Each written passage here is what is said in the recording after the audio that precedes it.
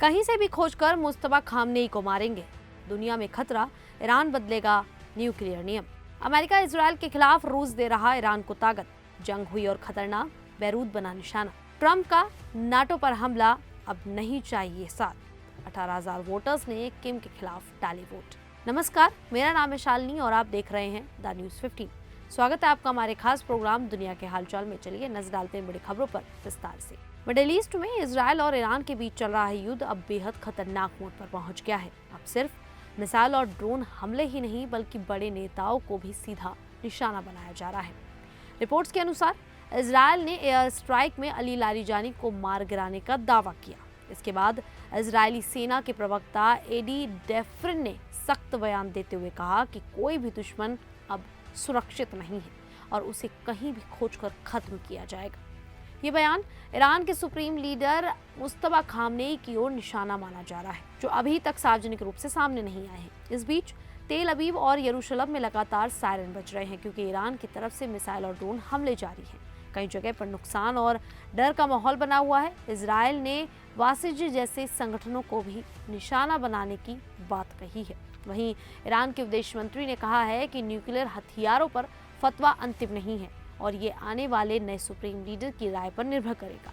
इसका मतलब है कि भविष्य में ईरान की परमाणु नीति बदल भी सकती है, जो दुनिया के लिए चिंता का विषय है। दूसरी तरफ हॉर्मुज जलडमरू मध्य को लेकर बड़ा संकट बना हुआ है। स्ट्रेट ऑफ हॉर्मुज दुनिया की तेल सप्लाई का अहम रास्ता है। ईरान के नेताओं ने साफ कहा है कि अब ये रास्ता पहले जैसा सुरक्षित नहीं रहेगा और इसके लिए नया सुरक्षा ढांचा बनेगा, जिसमें अमेरिका की भूमिका कम हो सकती है। जर्मनी के विदेश मंत्री ने भी माना कि अगर अमेरिका इसे सुरक्षित नहीं कर पा रहा तो यूरोप भी अकेले ये काम नहीं कर सकता। इस बीच यूएई अमेरिका के साथ मिलकर इस रास्ते को खोलने की कोशिश कर रहा है, ताकि वैश्विक व्यापार प्रभावित न हो। सैन्य मोर्चे पर हालात और गंभीर हैं। रिपोर्ट्स के मुताबिक इजरायल ने ईरान के बड़े अधिकारियों जैसे अली लारिजानी और खुफिया मंत्री को निशाना बनाया। इसके जवाब में ईरान ने ऑपरेशन ट्रू प्रॉमिस 4 के तहत इजरायल पर मिसाइल हमलों की कई लहरें चलाईं। इन हमलों में तेल अवीव समेत कई इलाकों में नुकसान और मौतों की खबरें आई। आईआरजीसी ने दावा किया है कि उन्होंने 100 से ज्यादा ठिकानों को निशाना बनाया। वहीं इजरायल की एयर डिफेंस कई जगह मिसाइल रोकने में नाकाम रही, जिससे हालात और बिगड़ गए। इस संघर्ष का असर दूसरे देशों तक भी पहुंच रहा है। इराक की राजधानी बगदाद में अमेरिकी दूतावास पर ड्रोन हमला हुआ। दुबई में धमाकों की आवाजें सुनी गई और सीरिया, लेबनान जैसे देशों में भी तनाव बढ़ गया है। अमेरिकी राष्ट्रपति डोनाल्ड ट्रंप ने दावा किया है कि अमेरिका इस युद्ध में तय समय से आगे है, जबकि रिपोर्ट्स के मुताबिक अमेरिका ने MQ-9 रीपर जैसे कई ड्रोन भी खो दिए हैं। इस बीच रूस और ईरान के बीच सैन्य सहयोग बढ़ने की खबरें भी सामने आ रही हैं। ये सहयोग खासतौर पर इंटेलिजेंस शेयरिंग, ड्रोन टेक्नोलॉजी और सैटेलाइट इमेजरी पर केंद्रित है, जिससे ईरान को अमेरिका और इजरायल के खिलाफ ज़्यादा सटीक हमले करने में मदद मिल रही है। रिपोर्ट्स के मुताबिक रूस अपने सैटेलाइट से अमेरिकी सैन्य ठिकानों, जहाज़ों और एयरक्राफ्ट की लोकेशन की जानकारी ईरान को दे रहा है। साथ ही वो शहीद ड्रोन के लिए बेहतर तकनीक और ऑपरेशन रणनीति भी साझा कर रहा है, जिससे ईरान के हमले ज़्यादा प्रभावी हो गए हैं। ये सहयोग 2025 की स्ट्रेटेजिक पार्टनरशिप पर आधारित है। अब्बास अराक्ची ने भी कहा है कि रूस और चीन उनके अहम साझेदार हैं। रूस का मकसद साफ है, वो अमेरिका और पश्चिम को मिडिल ईस्ट में उलझाकर रशिया यूक्रेन वॉर से ध्यान हटाना चाहता है। साथ ही तेल की कीमतें बढ़ने से उसे आर्थिक फायदा भी होता है। हालांकि रूस अभी सीधे युद्ध में शामिल नहीं हुआ है, वो सीमित और परोक्ष सहयोग कर रहा है ताकि इजरायल के साथ टकराव से बच सके।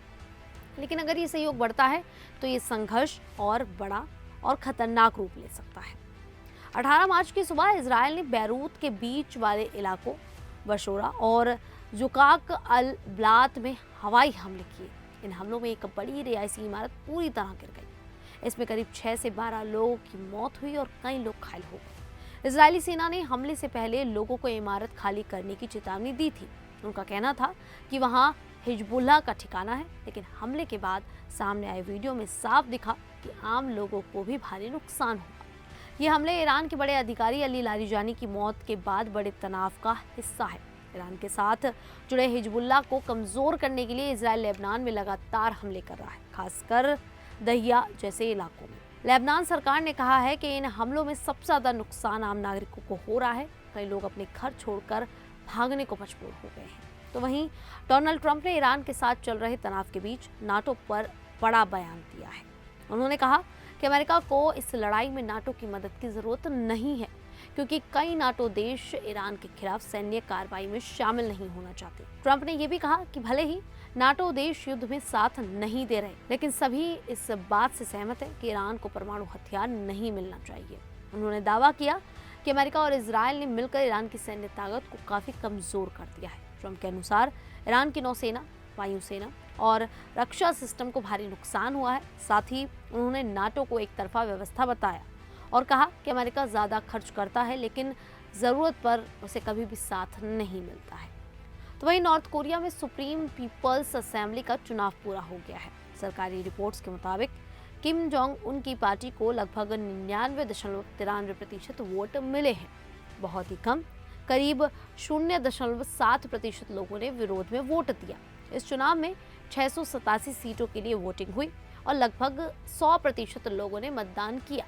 यहाँ वोट डालना जरूरी होता है और वोट ना देना देशद्रोह जैसा माना जाता है। उत्तर कोरिया में हर सीट पर सिर्फ एक ही उम्मीदवार होता है।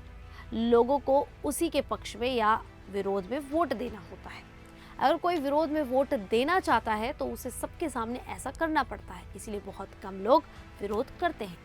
विशेषज्ञों का मानना है कि ये चुनाव लोगों के छोटे छोटे गुस्से को बाहर निकालने का तरीका है, ताकि सरकार पर बड़ा दबाव ना पड़ सके। खैर, उत्तर कोरिया में हो रही इस चुनाव प्रक्रिया को लेकर आप लोगों की क्या राय है, आप हमें कमेंट करके जरूर बताएं। अभी के लिए इतना ही, फिर हाजिर होंगे ऐसे ही देश और दुनिया से जुड़ी बड़ी खबरों के साथ। तब तक के लिए देखते रहिए द न्यूज़ 15।